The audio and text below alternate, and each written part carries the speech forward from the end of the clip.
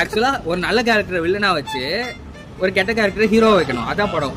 அப்பனா நம்ம வில்லன்ன்ற வார்த்தைக்கான அர்த்தத்தையே நம்ம மாத்திரோம். வில்லன் ஜெயிக்கணும், அப்பதான் வந்து நமக்குள்ள இருக்க ஈகோ அந்த இதெல்லாம் சாட்டிஸ்ஃபை ஆகும். படம் வந்து ரொம்ப வீக்கான ரைட்டிங் மாதிரி தான் எனக்கு தோணுச்சு.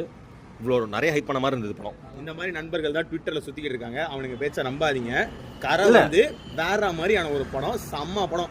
இல்ல ஒரு ராபரி படம்னா அதுக்கான அந்த அட்ரினலினே என்னால ஃபீல் பண்ண முடியல. ஒரு இது வந்து ராபரி படமே இல்ல, இது வந்து ஒரு இன்டர்நேஷனல் ராபரி தான் பண்ணுவாங்க. இன்டர்நேஷனல் இப்ப நம்ம ஊர்லயே யாருமே புக் பண்ணல. அதான் சூப்பரா இருந்துச்சு. தனுஷ் தான் வந்து எல்லா சீனும் வந்து அப்படியே என்ன இமர்ஸ் பண்ணி கூட்டு போனாரு. அவங்க அப்பா வந்து இப்படி கூப்பிட்டு கை வைப்பாரு தோல்ல, அப்பெல்லாம் வந்து அழுதுட்டே விஷ்ணுக்கு அவங்க அப்பாவே கை வைக்கிற மாதிரி இருந்துச்சு.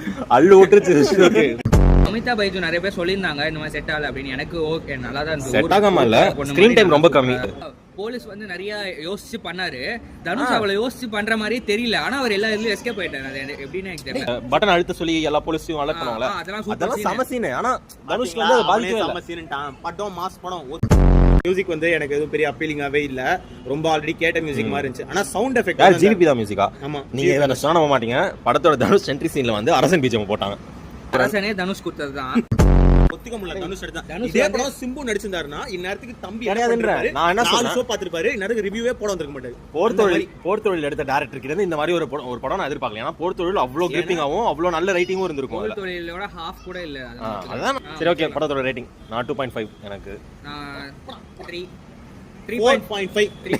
இன்னும் 2 வாட்டி உட்கார சொன்னாலும் உட்கார்ந்து படம் பார்ப்பேன். கரசாமி இவனை இன்னொரு தடவை டிக்கெட் புக் பண்ணி இவன் போற மாதிரி ஒரு போட்டோ எடுத்து அனுப்ப சொல்லுங்க, நம்ம நம்புவோம். நீங்க எல்லாருமே 10,000 லைக்ஸ் இந்த வீடியோக்கு போட்டீங்கன்னா சத்தியமா நான் போய் பார்க்கறேன். 10 பேர் கூட பார்க்க கூட மாட்டாங்க.